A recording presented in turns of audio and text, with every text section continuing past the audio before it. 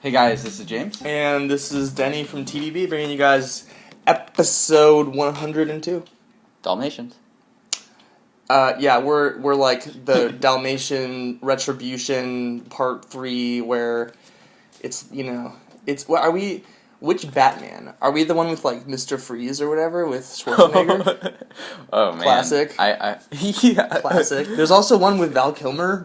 Val Kilmer was Batman for one Batman. Yeah. It wasn't. Well, Ben Affleck is Batman now, but yeah. Oh god, let's just drink some tea. I don't want to talk about that. Okay. Yeah. What do we got? We got another Wuyi. Yeah. So this is by Guan, and this is from JK2 Shop, another place I've been impressed with their Wuyis. And so, by Guan, it's the same tea that we drank with Jake from Great Horse. Nice. So it's known for being one of the lighter processed Wuyis, and it's not sort of a new thing. It's always sort of been traditionally processed that way. Mm-hmm. So this is another tea that's impressed me, so I'm curious to see what you think of this. Strong aroma. Definitely needs a rinse. Nice and bubbly, particulate. But talk about an aroma. Yep. And a dark. It's already really red. Alright. Let's do this right now.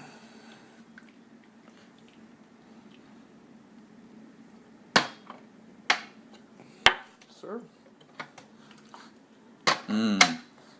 Really nice, complex aroma. Wow. Smell that. Yeah. It smells excellent. Ooh. Yeah, jeez. Yeah. Cigar. Yeah, Cigar fruit. Raisins. Yeah, raisins, I like that. Ooh. Smells really nice, actually. Yeah, it absolutely does. Yeah. Yeah.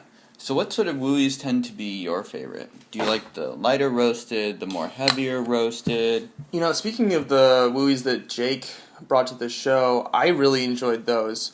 Those were atypically sweet. I think they're lighter roasted, Yeah, I would say. They are. They're greener, and I drank through the ones that he left, and they were delicious. So I really like that flavor. At the same time, it's kind of like hard. Within Wuyi, there are, I think, two different distinct camps. Ones that are very rock taste, kind of flat, almost dry tasting, really minerally, and maybe a little bitter. And then there are ones that are much more kind of sweet and fruity. They might not have as much chocolate, and they might have a little bit more aroma. And I like both. Wow. Man, that is... Yeah, those kind of like darker dried fruits. Yeah. Not as much stone fruit. Interestingly, very lively. The lid has a little bit more floral vibe to it. Yeah, I can see that. Let's give it a shot. Yeah. Cheers. Cheers.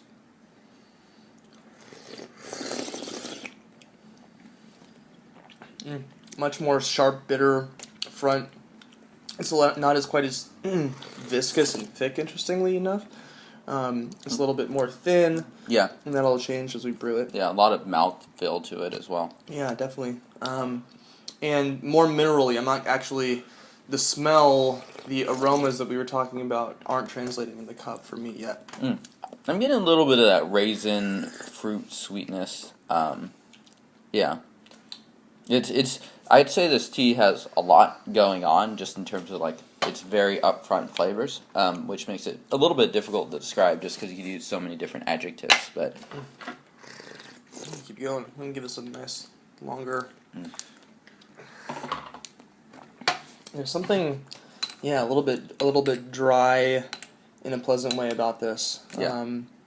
This for me is definitely a warming tea, actually. Okay. Interestingly enough. But And how would you compare this tea to the tea we filmed a week ago in in episode 101? Through the magic of time. Yeah. This is, I'd say, it's more dry. It's not quite as soft on the palate. It's not quite as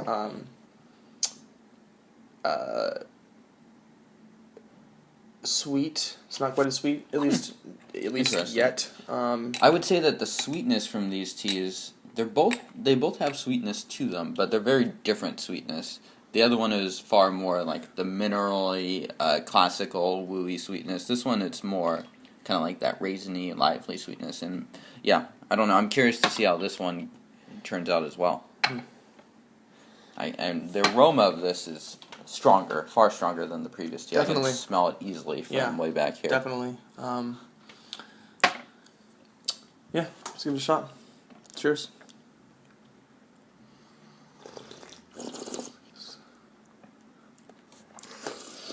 Stronger body.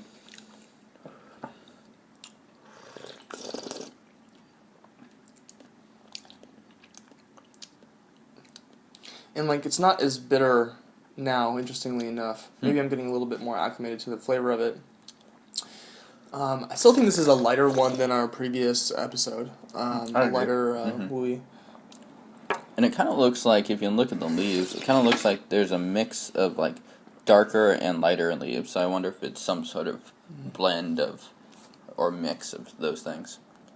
Yeah, I wonder. I am getting much more of that raisin sweetness. But it's paired with a... Gosh, it's hard. It's dry red wine is what I would think of. You know, dry red wine is sweet. It has a sweet flavor to it too, but it kind of it almost like that sweetness almost evaporates in your mouth in some way. And this kind of has the same vibe to me. So this wouldn't be one that I would recommend to someone who's like, I want to drink something that's sweet and fruity. This is definitely more minerally, a little bit more harsh. It's got a little bit more of that bitter chocolate. Not as viscous and thick. Yeah, it's nice. I like it. So you don't think this would be a very friendly tea for people that are just trying to get into tea? It's hard to place. It is. It's a little bit harder to place than average, I think. It's quite complex. Yeah, no, and I like that about it. Yeah. So I'm currently... don't burn your fingers. Oh, I'm enjoying this, but I do wonder, for someone who's a little bit new, if this would be a good introduction to Wuyi, just because it's a little bit harder to place. And if you were going to have a session where you are experiencing a diversity of Wuyi for the first time, this would probably be the specialness of this tea would be lost, I think, in that conversation a little bit. So, I mean, it's definitely in that Wuyi, for sure in that Wuyi category, but yeah, it's definitely, I don't know, it's interesting. So it's sort of the adopted stepchild of Wuyi. I don't know, yeah, I like it though, I have to say. And you're right, there are definitely some leaves in there that are, they don't look like they're green, they just look like they're not quite as roasted. Yeah. So I don't think it's that they're more or less fermented. Yeah, so I wonder if they processed some of this batch or gave it a stronger roast and processed some of it a little bit differently and just mixed the two together. Do you get a lot of, sometimes with the Wuyis, I'll have like a hint of a sort of cinnamony baking spice kind of a vibe in this, or in Wuyis in general? Yeah, I get that in this, I think. Yeah, I would say that this is, I get some of those sort of baking spicy notes, especially in the aroma. Yeah. It's nice. Yeah. It's actually kind of earthy, interestingly enough. I'm getting kind of that earthy vibe out of this. Not like garden I could understand that. vegetable patch, but... More fruit coming out in the aroma from the steep, I think. Cheers, y'all.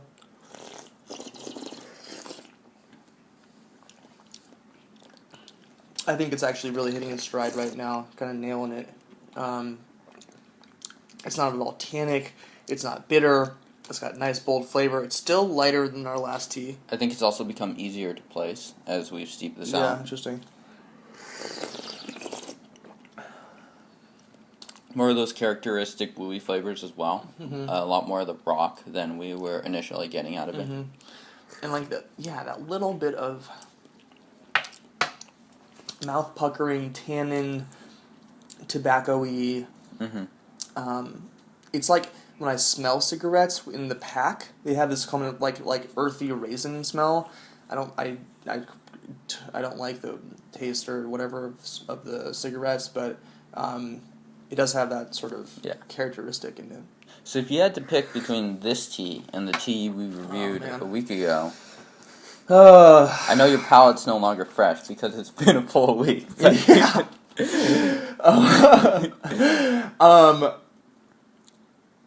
I think it's hard. It is hard. I think that the last episode's tea, Wuyi, was a little bit easier to drink. Mm-hmm. I think this one's requires a little bit more attention to place. But at the same time, I suspect this would actually brew out wonderfully for the next 5 steepings. Yeah. We're on 3 right now, and it's still going plenty strong. I think it's going to even get better. So I totally agree. Yeah. What about you? What do you think? Yeah, I mean, I'm kind of in the same boat. It's kind of like an apples oranges comparison to some extent. Sort of a pointless one, but I asked the question. So, the previous one I would say is definitely more characteristic of Wuyi, and I think that one will probably develop to be a better tea in a couple years, at least for my preference. This tea I think is delicious to drink right now. So if I had to drink one right now, I would probably choose the Baiji Guan from JK Tea Shop. But it's an interesting comparison because Wuyi, a lot of their teas end up being quite similar to one another, but this kind of shows you the diversity that you can get between the processing and whatnot. But to that point too, it's not like this tastes like I don't know, tastes like it does not taste like Don Ding. I mean, it definitely has that Wuyi essence to it, but nevertheless, it does seem like a little bit of a category bender. And it's totally tasty. I agree. I think from last episode is probably a little bit. You don't need to give it quite as much attention, and that can be good or bad depending on your mood and what you want to do with the tea. So, yeah. But James, if folks wanted to learn more about tea, what should they do? We gotta get like someone to edit all of the times, like in between where we say this stuff, and then we kind of both look at the camera and we're like, wee. Yeah, so you should come check us out. Hit that subscribe button down there. If we're correct, we were pointing up for about 80 episodes. So, also go check us out on tdb.org. We've been drinking, or at least I've been drinking a lot of Wuyis lately. So, if you're interested in these tea genres, please check those videos out. Also go check out JK Tea Shop. I think Denny and I both enjoyed this tea, and so I would definitely recommend their Wuyis. Yeah, absolutely. And until next time, we'll see you guys episode 103. Whoa. Cheers. Cheers.